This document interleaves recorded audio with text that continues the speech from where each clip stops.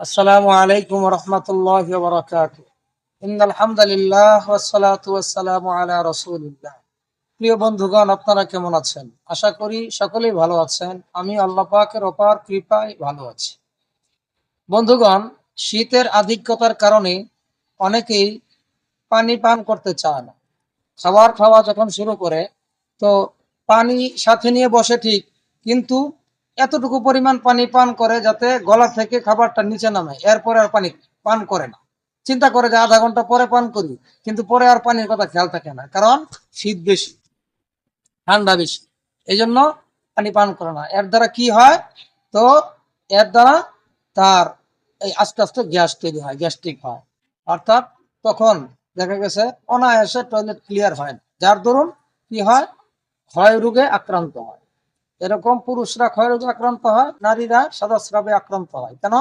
যখন প্রেসার দিয়ে টয়লেট করে তখন এই রোগটা তৈরি হয়, ক্ষয় রোগ হয়। তো এর দ্বারা কি হয়?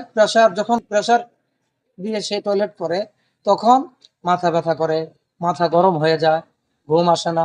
এই যে এইভাবে আস্তে আস্তে আস্তে আস্তে একটা রোগ তৈরি হয়, যেটা কি ক্ষয় রোগ।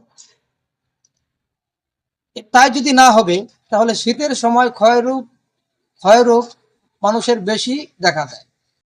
এবং দেখা যায় অনেকের এমন রোগী আছে যে এই, সারা বছরই এই ক্ষয় রোগ থাকে, কিন্তু শীতের সময় আসলে তো পাগলামি বেড়ে যায়।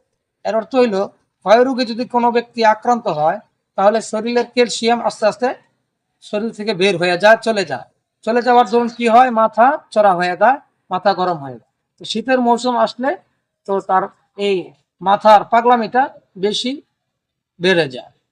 বন্ধুগণ, ওই ক্ষয়রোগ নিরাময়ের জন্য আমি ক্ষয় নিবারক একটি বটিকা তৈরি করেছি। হ্যাঁ, মার্বেল বটিকা। তো এই বটিকা যদি কেউ এক লাগাতার 40 দিন সেবন করে, ইনশাল্লাহ, আল্লাহ রহম, আল্লাহ চাহে তো তার দেহ থেকে এই ক্ষয় রোগ বিদায় নেবে। তবে সমস্ত সাথীদের উদ্দেশ্যে বলতে চাই, তারা শীতের সময় পানি বেশি বেশি পান করবেন। একেবারে ঠান্ডা পানি পান করবেন না, কুসুম গরম পানি পান করবেন, পানি মিক্স করে আপনারা পান করবেন। তো বন্ধুগণ, পানি পানি বেশি বেশি পান করবেন। হ্যাঁ, আর খাবার ভালো করে চিবিয়ে তারপরে খাবার খাইতে হবে। হ্যাঁ, আর শাক সবজি বেশি খাবেন, দেখবেন ইনশাল্লাহ এই ক্ষয় রোগ আপনাদের দেহে আর বাসা বাঁধতে পারবে না। বন্ধুগণ, এই বটিকা আমার কাছে তৈয়ার আছে।